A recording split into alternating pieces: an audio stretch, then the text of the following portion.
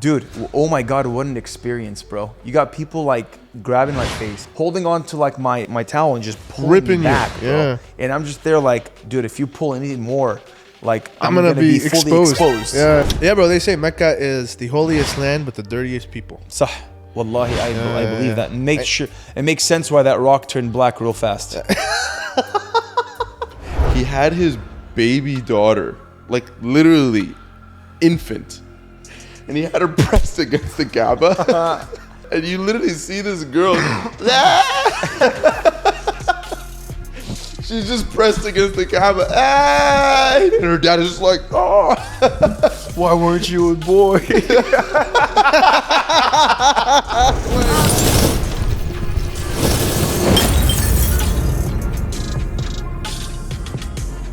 What? Start after Malik leaves? Yeah. We should. We've been doing it without him anyway. That's facts. Yeah, like it's pretty. Like, you know what we realized, bro, when you were gone, that we don't need you. You know, like some people, like you're like when you let them go, you realize how much you need them. Like my mom always used to tell me, if you love something, let it go. If it's meant for you, it'll come back. Yeah. We let you go, and we realize you're not meant for us. Honestly, leave. Yeah, honestly, all right. Bro, but welcome back, dude. Alhamdulillah, man. It's good to be back. Yeah, man. You went to Umrah, you went to Dubai. What else did you do? I went to Abu Dhabi. Oh, how was that? Abu Did you go to Dhabi was Sharjah? beautiful. I went to, well, we passed Sharjah. We didn't actually visit You it. didn't stop Sharjah, bro. Really? Come on, bro. I told you. No, it was. It's funny how excited he sounded to go to Sharjah over text. Yeah. Yeah, I was like, you gotta go to Sharjah, bro. Bro, you know Sharjah just recently. Actually, I forget what it was, but I think they just recently discontinued like doing any business with any Israeli company. They're like the only like that government there. It's Legends. Like, it stands on its own, and it's probably one of the very few governments that are actually very religious and very Islamic. That's interesting because Dubai is going to be like a melting pot of everything and a melting pot of a lot of haram. You know what I'm saying? Like it's beautiful, it has a lot of its good, but then it also has a lot of its bad. You know, like for example, you know, the whole escort situation. Like Dubai is very known for that, right? Bro, Emin was telling me about stories. Yeah, Emin will tell you about it.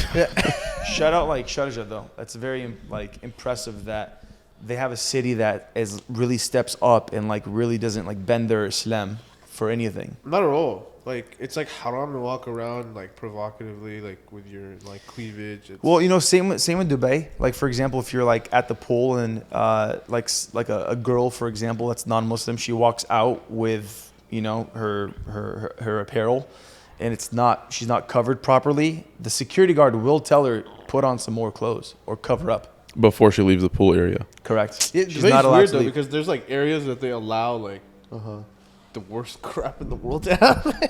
You know, It's weird. No, it's definitely interesting. But overall, it feels good to be like in a Muslim country that's actually doing well, that's successful, that's like in the forefront of technology and innovations and like, you know, from an architectural standpoint. Yeah, these guys were hella impressed. how long were you there for?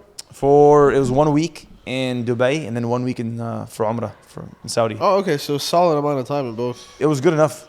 Alhamdulillah. Man, Saudi 7 days is actually because you went to Mecca and Medina, right? I went to 2 days in Mecca. That's hard, bro. That's not enough time. I'm sorry, 3 days in Mecca and then 2 days in Medina. Did you do any like exploration? Do you know like Ghar Hira, the caves and all? I everything? didn't go to the Ghar in Hira. I went to Uhud. And Maqam I Uhud went is to- insane. The graveyard there, bro. I you went see to all- Qiblatain. You know what I'm Qiblatain, saying? gorgeous. So like, inshallah, but I walked it from the Haram, from the Masjid Nabawi.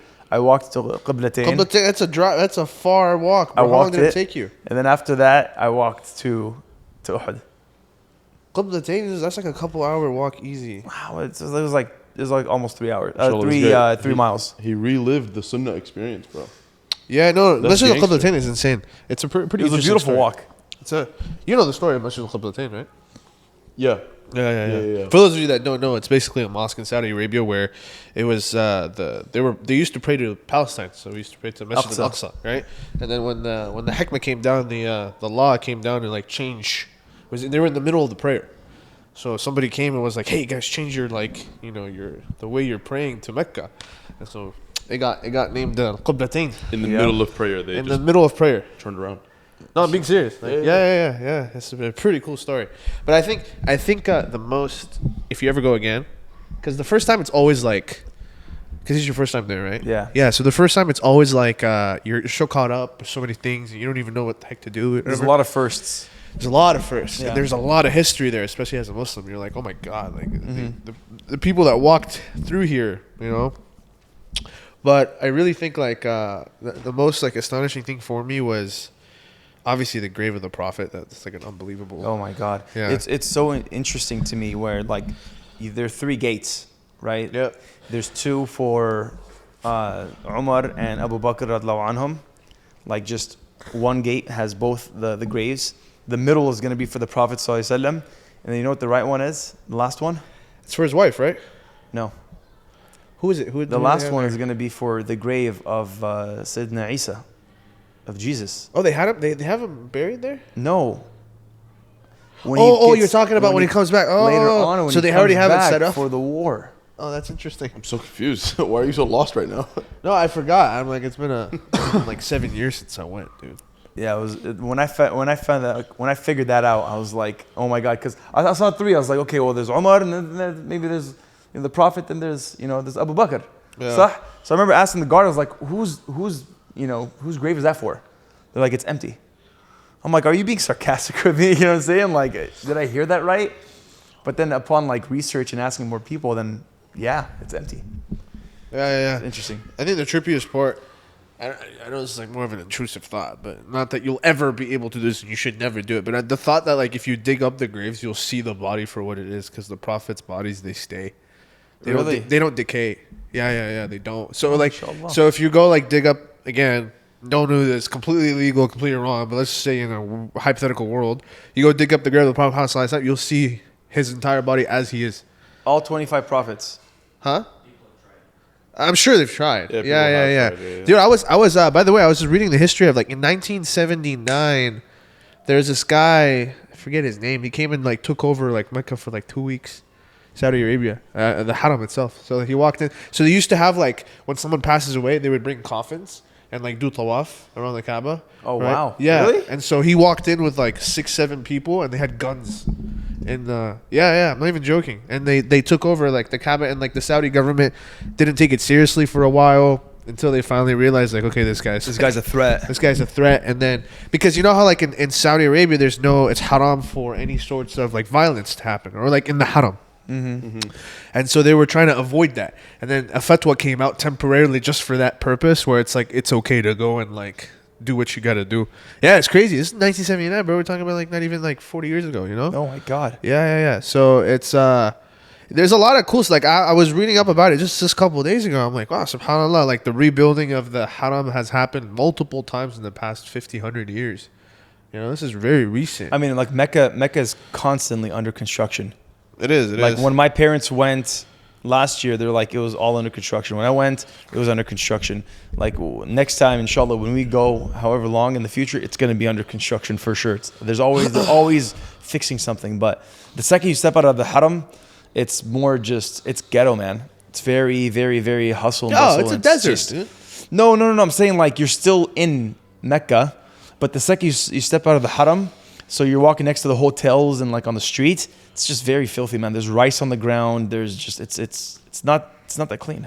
No. It was very disappointing because such a beautiful Mecca, like such a beautiful holy site. No, the holy site for a Muslim in the world is there.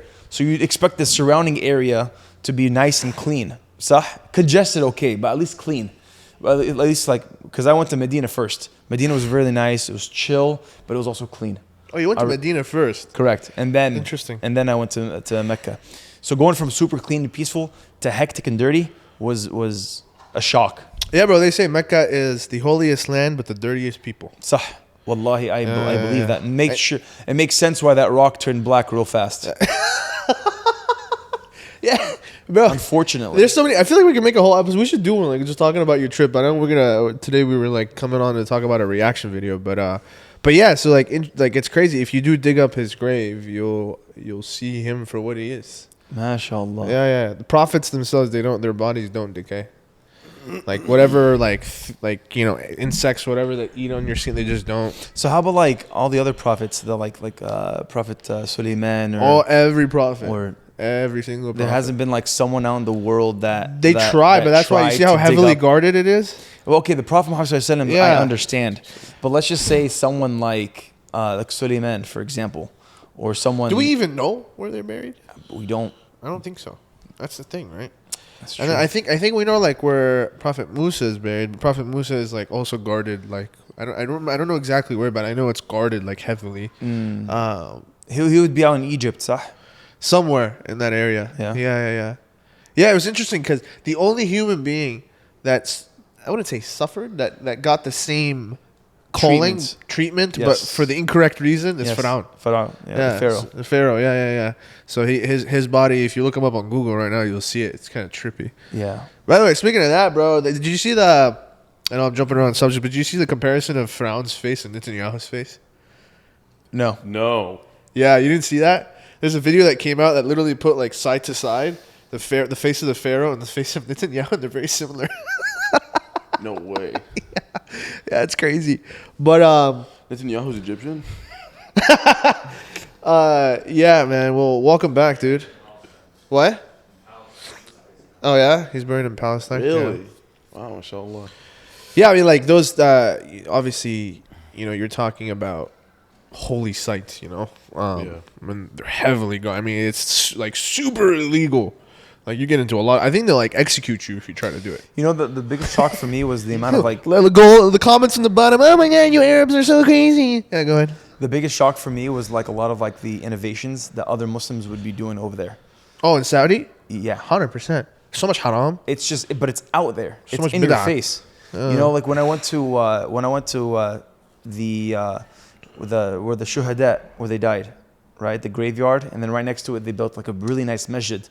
Man, the amount of people that were like making dua and that they were like crying and that they were just doing a whole bunch of stuff that like is strictly forbidden. Yeah. And a couple, there's actually a group, right? I'm not gonna say which country they were from, but there was a group and they were doing dua out loud. And then one of the guards out there was like, he's like, Haji, Sheikh. He started yelling at the guy in front of all of his group. And the guy just walked away. Man, there's so much bid'ah, man. You see it in the haram, bro. You walk in, the black stone, or like people trying to touch the Kaaba. Like if you attempt to do that when it's crowded, I did, and oh my god, you can get stamped. You'll die, dude. Oh my god, what an experience, bro. You got people like grabbing my face. Yeah, just pushing you aside, pushing me back, holding on to like my ihram and just like my towel and just pulling Ripping me you, back, bro. yeah. And I'm just there like, dude, if you pull any more, like I'm gonna gonna be fully exposed. exposed. Yeah, You know yeah. what I'm saying? So it was wild. I had a funny story because like they were like a group of like these Americans. They were like maybe like Lebanese, but they're speaking, you know, English. And I remember like as I just got there, I hear like a group of like young guys. They're like, "Ya Ali." I'm like, Oh, God. "Oh dang, okay, what's up, boys?" So I started talking to them. I'm like, because they were trying to get in to touch the black stone, and as I was over there, I started talking to them like, "All right, boys, let's go. Let's get this together." Like, you know, so like, khalas, we all became kind of cool. Long story short, they failed at it. And I don't know how, but they ended up behind me and they started pushing me towards the rock in order for me to What time to was touch this? it. This was around 10 p.m. Yeah, you want to do it around 2 a.m. For sure. I Yeah, highly yeah. recommend that. Yeah. So that was I like gave around- up on it. That was around 10 p.m. I was gonna give up, but then they kept on pushing me towards it too. They're like, "Dude, it's worth it. Just do it." So they pushed me. I touched there's like a silver lining, like a silver around it. I touched it. I was like, "Oh my god, I touched it." I was like, "Forget this. I'm already there." So I go down. I'm like going down people's faces that are like buried inside the rock, just trying to like kiss it and just being close to it. Going down, I touch the rock. And I'm like, "Oh my god, mashallah." So I move back and I just get sucked back from like a crowd of people trying to get in. Yeah, when I went, I didn't like, cause to me, just the thought of like what you just told me too, bro. Like, I don't know. That's not the I don't whole know. point of it. The whole It's point not of the it, point at you're, all. you're not It's not the supposed to be point at all. pushing and shoving and clawing at people and Bro, it's just you know stone. what, dude? I hate to like make this thing, but it's almost like a mosh pit. You know what I'm saying? It's crazy. It literally It's nutty. is a mosh pit. Like there are people going into it from all angles, all sides, from like Bengalis to like, you know, Indonesians to like, and mashallah, these are very short people, but they got drive, bro. Yeah. You know, these guys are linebackers. But It's not worth it in my opinion. Like No, subhanAllah, when we did Umrah, I actually went with a group, like, as part of like IOK's group, and one of the shuyukh was basically telling us, like, dude, if you decide like you want to go because of the fact that you need to fight to go touch it, that enough could completely negate your Umrah. yes. So I was me and my brother Ahmed were just like, all right, khalas, back That's out. why the second time I did it, like I did my Umrah, I was like, I'll pass. I don't care. Like to me, like I didn't touch it. I mean, I'm short, so like I couldn't even do it, to be honest. But yeah, like I when I went, I did my Umrah. So I did like, because Umrah takes you like 2 hours. Like people don't know this, but like they think Umrah is like a. It's a whole week. It's not. They're getting it mistaken for Hajj. Yeah. It was Umrah is very, like 60 minutes. And I went with no group. If you're alone, you can like that. I went by myself. It still took me 2 hours. Yeah. Okay, right? yeah. But it was very easy to get down the steps on like what to do and what to say at the right times during your tawaf, and then doing like to do the sunnah after it's done, and then once you go to Safa and Marwa and what you do after. It was very, very simple. Like it's very clear cut. It doesn't take much. But if I was to do it again, I would definitely want to go back with at least a person that knew. So that way when I go back to certain graves or certain masajids and stuff like that, I can get an in-depth history lesson of exactly what went down. Because like we all have some sort, not all, but some of us have some sort of like brief memory from Islamic school or just from Saturday school of like the Battle of Uhud, right? And just what went down over there, right? Of Mount Uhud and then the archers and how they turned their back and so on and so forth. We have a very, very like... By the way, when you see it, you're like, this is it? Like This is it. Yeah. When I went to go see it, bro, I was like, wait, these aren't even like considered mountains. This Imagine like a hill. This is like a hill. It's a hill. And like literally we're on the 5th crowded floor with people and you're like... We're on the 5th floor right now. We're higher than the elevation of that And it's hill. like, oh, look, it's a rock. You know what I'm saying? Yeah. Like, why are all these people... Oh, this is it. But you expect it to be some sort of massive... It's not. Like, It's not at all. mountain or hill where just epic. This is kind of random, but something you have to consider is the fact that throughout the years since that time, Probably eroded. because of the amount of visitors Mount Uhud gets, absolutely it's eroded down a little bit. You know? Okay, I can see I'm that. not, well, once again, it's not like it was flipping, 18 stories high. It wasn't like necessarily vast. It's like Mount Everest or something. But wallahi, you want to know something, bro? It's actually, speaking of tourism, it's really, really sad how people miss the sweetness of what faith is supposed to bring. Like, we passed by the mountain where Rasulullah first got revelation. Right? Ghari Hira. We passed by it. We kind of just like drove by it and just like, hey, it's over there. You know what I mean? And the shuyukh were basically explaining to us, like, we don't do that as like part of the tour because of what it's become. But sometimes we'll get like a band of brothers and we'll be like, yo, you guys down to go climb that mountain? See where, the Prophet used to pray and then the first time he received revelation. They didn't pull that stunt when we went, but they were explaining to us how, and this is the sad part where it's like absolutely disgusting, where people would climb that trail, right? And if you go climb it now, it's like full of feces. No. It's full of trash. People are just completely careless. Oh my god. You know what I mean? Like you're gonna go to try to experience a little bit of what was one of the most epic moments in the history of human existence.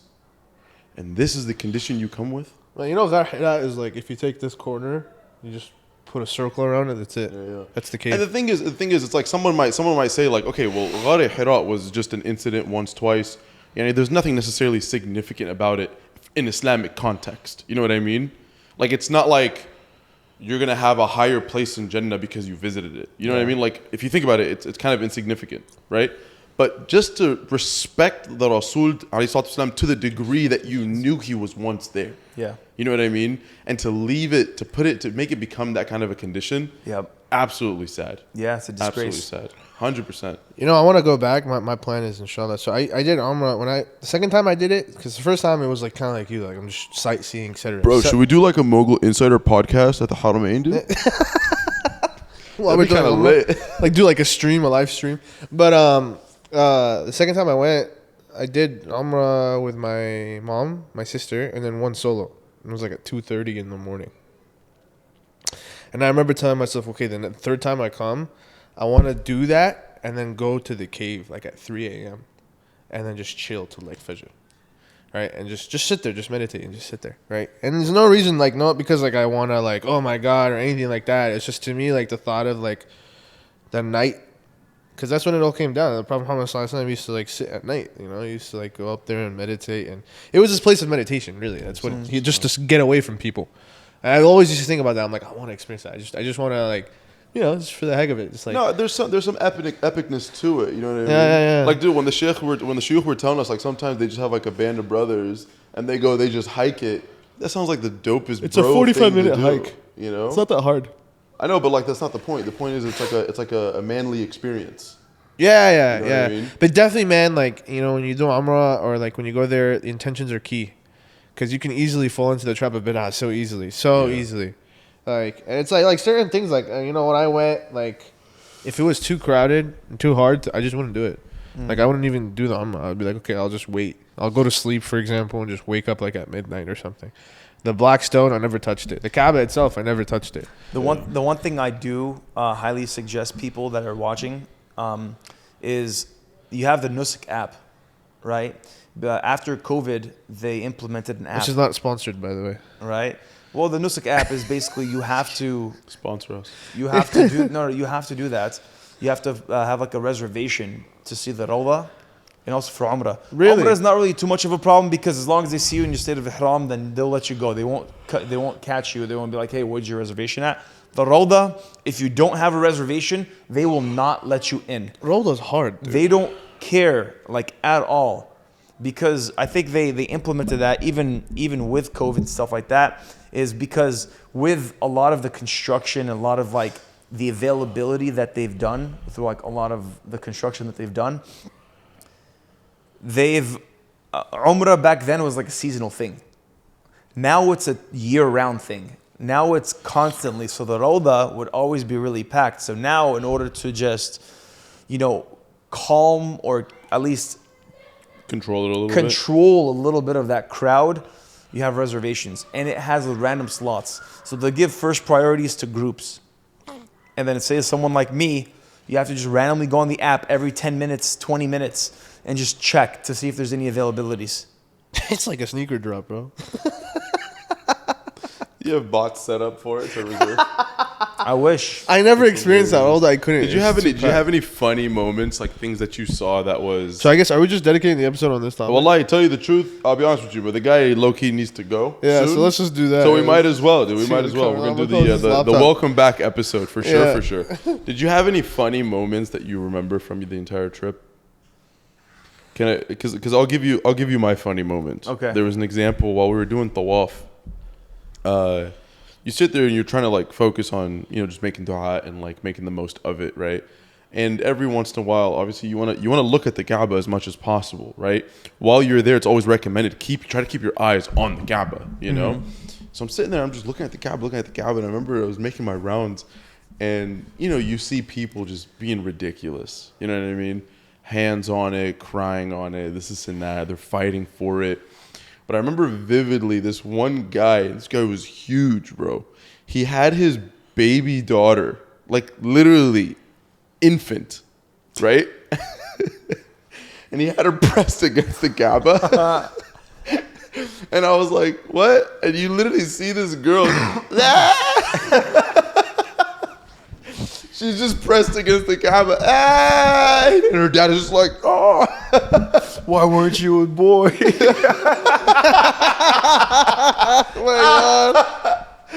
Oh my god! But I remember I was walking around, I was looking at it, just cracked me up, dude. That's horrible. It was too funny. Oh my god, this thing is just going. It was hilarious. So yeah, did you have any funny incidents like that? No. Bro, cracked me up. No, but like, you know what? It was interesting. There's a lot of scammers over there. Yeah. You know, there's Isn't that crazy? Did you ever run into like the packs of children that who scam? Yeah. Yeah. Those are the saddest, dude. But that was like in Mecca though. I had both Mecca and Medina. So like I had two instances where like in Masjid Nabawi, I was walking and some guy gave me eye contact. He He gave me salam. He gave me his salams, and I gave my salams back. We started talking and stuff, and the guy basically said that how he was from Dubai and how he, like, you know, here, get down my number. Inshallah, next time you come ever to Dubai, please let me know. I was like, alhamdulillah. You know, where are you from? I'm like, I'm from Tunisia. That's all. He was like, brother, I have my family here, and we need a taxi ride back home, but we don't have enough money. Can you please help me out? I was like, you know what? Bismillah. You know, if you're trying to scam me, that's between you and Allah. I have the intentions of just sadaqah, and hopefully I'm going to take your word for as truth. Yeah. I gave this guy some money because that's all I had. I wasn't carrying a whole bunch of money.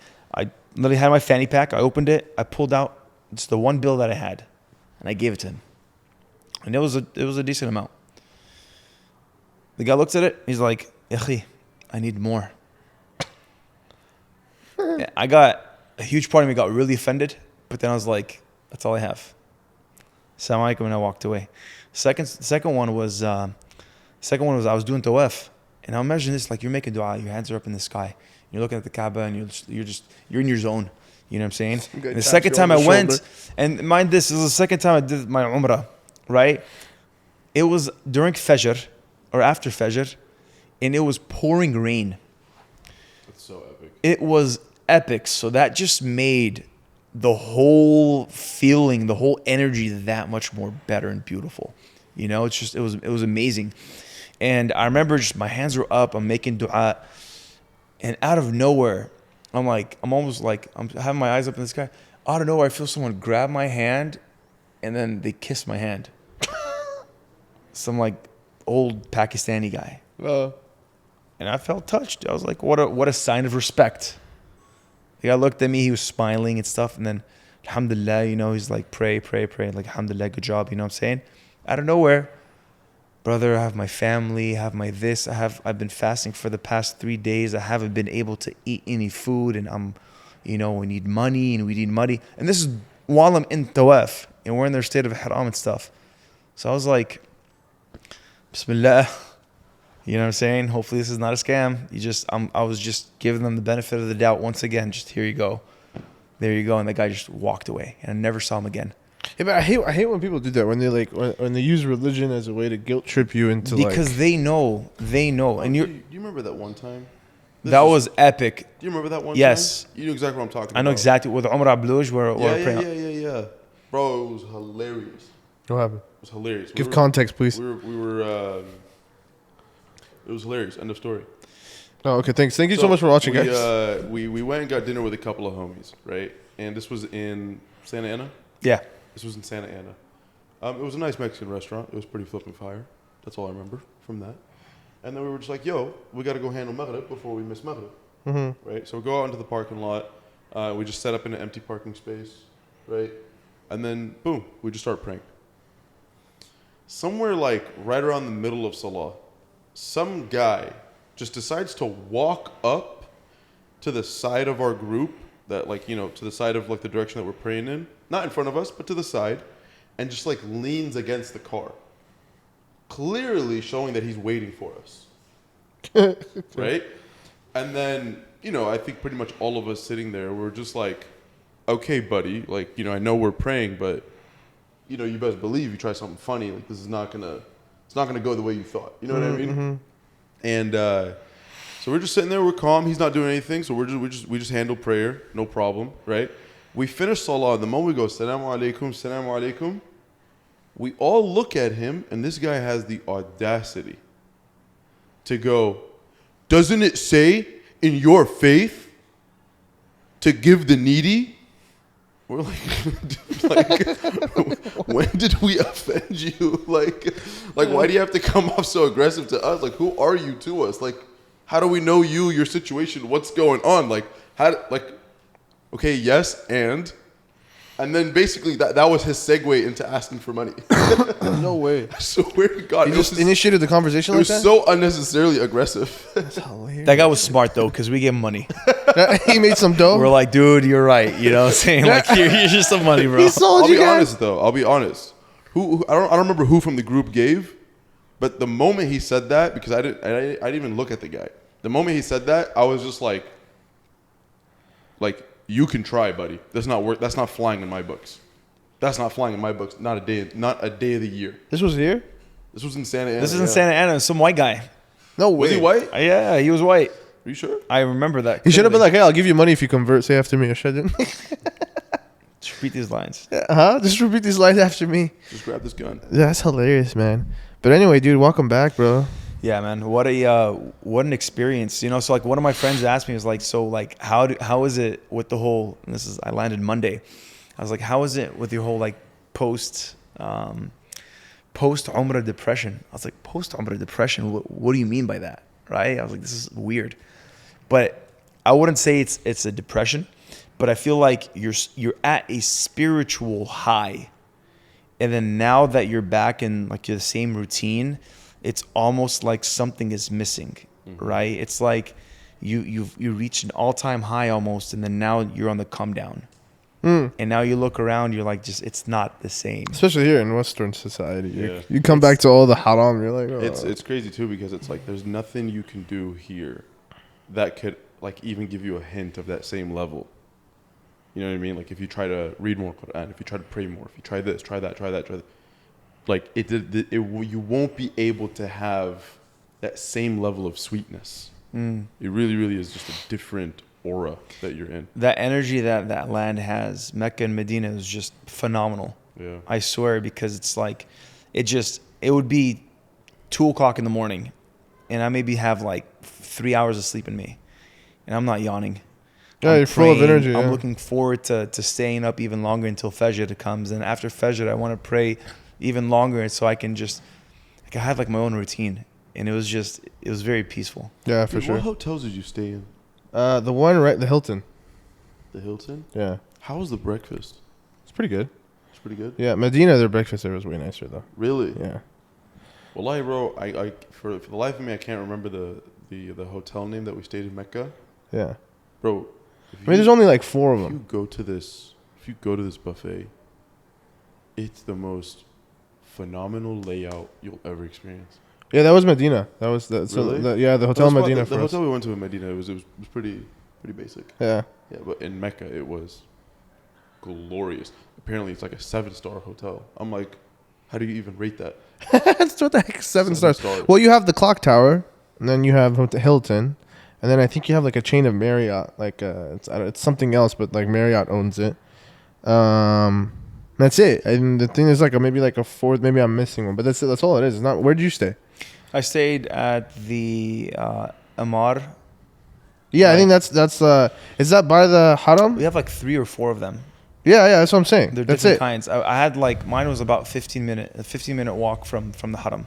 Oh, okay. So you weren't okay. No, So no. mine was a little bit more deeper. I see. Yeah, no. From my room, I saw the Kaaba. It was like, No way, that Yeah. is wild. oh, dude, if you go do that again, there is no other, like, I don't care how expensive it is. Like, I'm doing that or I'm not going, because it's like when you like, oh my god, you want to talk about the best feeling in the world is Fajr prayer when the adhan comes up and you wake up and you look to your left and the Kaaba's right there. Oh, You know, and you're just like, it's like Allahu Akbar, Allahu Akbar, and you look to your left and you're like, whoa, that's trippy. Like, yeah. You know what was one of the wildest things? Because we when we landed to do Umrah, we got there. We ended up doing Umrah, same thing, around like 2 a.m. Yeah. Right? And so then by the time we finished, well, it's the vibe. The vibe is walk around, check out, the different stuff. Yeah. Have halal, Hardee's and Carl's Jr. and KFC, right? And then eventually, you catch Fajr at the Haram, at Mecca. And what ended up happening was, because of the construction, 'cause like you said, there's construction all the time. Because of the construction, the only place that we were able to like get to for some reason was like the top floor of the Kaaba. And we ended up praying right next to like one of those flipping huge cameras, right? Huge flipping cameras. This thing, if it swung and hit you, knock you cold. You're breaking something. And it was pretty epic to stand next to it and look down the same way we see it when you look at Mecca live, like on TV, and just actually be there in person and be like, whoa, I'm not behind a screen. Like, this is happening in front of me right now. Really epic, dude. That's really cool. Really epic. Did you eat al-bake? I did. Yeah. I ate it a couple times, and It's not the craziest food. It's okay. But subhanAllah, bro, it's like the barakah that Allah has given that man, that family, is something else. Yeah. You know? They're saying that during Hajj, they broke the record for I think they served 250,000 meals in one day. per day. They Yes. did that for I think, a week. Bro, that's insane. can you imagine that? They basically served 2 million people, I think, at the total. In total. 250,000 meals that You day. couldn't convince me there was that many chickens on Earth, bro.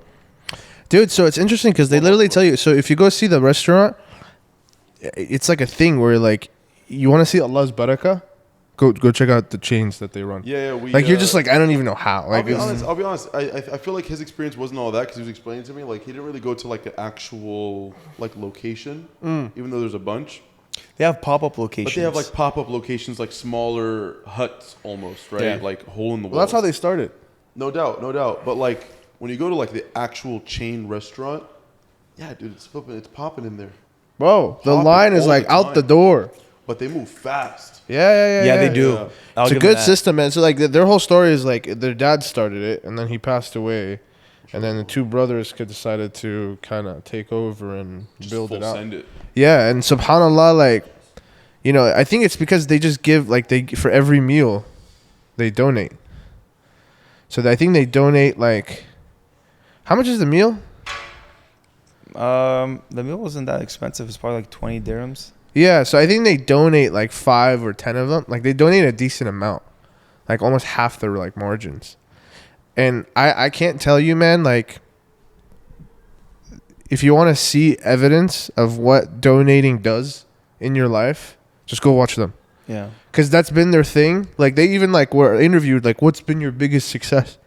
And they're like, we're not anything unique or different than most people. Obviously, they know how to build systems and they're very good at their like menu selection and they don't overcomplicate it. So it's just in and out quick, which is a big factor to running a business. But on top of that, that doesn't mean you're going to have like, dude, one main shop, like he's talking about the store. I mean, like, I think like what, 3,000 people a day at least per location that they serve. Yeah. That's insane. And by the way, this is 7 days a week.